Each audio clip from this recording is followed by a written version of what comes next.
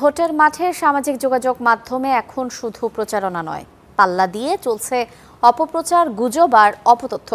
ডিসেম্বরের তুলনায় জানুয়ারিতে নির্বাচন সংক্রান্ত ভুয়া তথ্য বেড়েছে অন্তত 146%।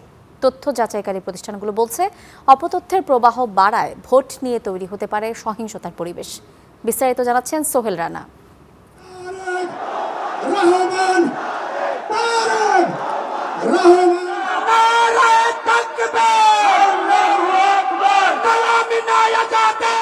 নির্বাচন ঘিরে ইন্টারনেট তো বটেই, সামাজিক যোগাযোগ মাধ্যমে সয়লাভ হয়ে যাচ্ছে গুজব, অপতথ্য আর অপপ্রচার, যা নির্বাচনী পরিবেশকে আরও সংবেদনশীল করে তুলছে প্রতিনিয়ত। রাজনৈতিক অপতথ্য, ভোট সংক্রান্ত ভুয়া তথ্য, প্রতিদ্বন্দ্বীদের নিয়ে ছড়ানো গুজব, আইনশৃঙ্খলা পরিস্থিতির বানোয়াট খবর ছড়িয়ে পড়ছে মুহূর্তেই। কখনো ভুয়া বক্তব্য জুড়ে দেয়া হচ্ছে রাজনৈতিক নেতা ও প্রার্থীদের নামে, আবার কখনো সম্পাদিত ভিডিও দিয়ে তৈরি করা হচ্ছে উত্তেজনা। এসবের মাধ্যমে ভোটের মাঠে তৈরি হচ্ছে বিভ্রান্তি। গুজব প্রতিরোধ করা এই মুহূর্তে আইনশৃঙ্খলা বাহিনী যতটা তৎপরতা দেখাতে পারে ততটাই ভালো। ফ্যাক্ট চেকিং এর যে ব্যাপারটা, এই জিনিসটা যাতে খুব একটু তৎপর হয় আইনশৃঙ্খলা বাহিনী, যাতে করে হবে কি মানুষের মধ্যে আসলে শঙ্কাটা কাজ করবে না। দলগুলোর মধ্যে সমঝোতা হওয়া উচিত যে না, যে আমরা একেবারে প্রতি সহনশীল থাকবো। এটা আসলে মূলত যে আইনশৃঙ্খলা বাহিনী দিয়ে যে হবে এটা ব্যাপারটা এমন না। তথ্য যাচাইকারী প্রতিষ্ঠান রিউমার স্ক্যানার ও ডিসেন্ট বলছে, নির্বাচন নিয়ে এমন বেশ কিছু কন্টেন্ট পেয়েছে তারা। এমনকি কিছু ক্ষেত্রে সঠিকভাবে তথ্য যাচাই বাছাইয়ের তোয়াক্কা করছে না খোদ মূলধারার কোনো গণমাধ্যমও। রিউমার স্ক্যানার বলছে, গত 3 মাসে 1548টি ভুয়া ও অপতথ্য ছড়ানো হয় সোশ্যাল মিডিয়ায়। এর মধ্যে রাজনৈতিক 1220টি এবং নির্বাচন সংক্রান্ত অপতথ্য 462টি।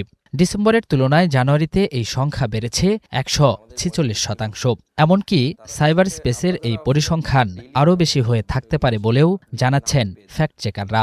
গণমাধ্যমের আদলে তৈরি করা ফটোকার্ড, এআই দিয়ে তৈরি করা বিকৃত ভিডিও এবং একজনের বক্তব্য, খণ্ডিত বক্তব্য অথবা বিকৃত বক্তব্য প্রচার করা হচ্ছে। তাতে যে প্রবাহটা এখন চলমান আছে, এই প্রবাহটা যদি আরও বাড়তে থাকে, একটা নিরাপত্তা ঝুঁকি তৈরি হবে এবং জনমনেও একটা বিভ্রান্তি তৈরি হবে। বিশ্লেষকরা বলছেন, এ ধরনের অপতথ্য ও গুজব তৈরি করতে পারে সংঘাত, আতঙ্ক আর সহিংসতার পরিবেশ।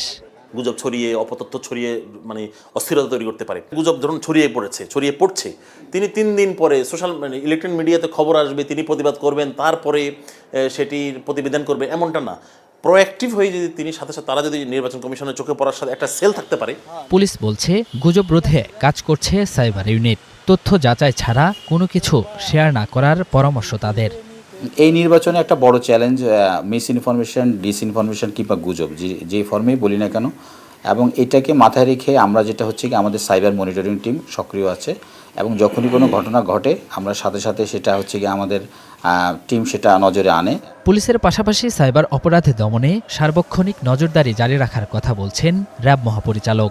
অপপ্রচারের সংখ্যা এটা অনেক বেড়েছে এবং এটা আমরা তার জন্য বিটিআরসি আছে, আপনার আমাদের আইসিটি মন্ত্রণালয় আছে এবং অন্যান্য যে সংস্থা আছে, তাদের সবাই মিলে আমরা কাজ করতেছি যাতে এটাকে নিয়ন্ত্রণের মধ্যে রাখা যায়।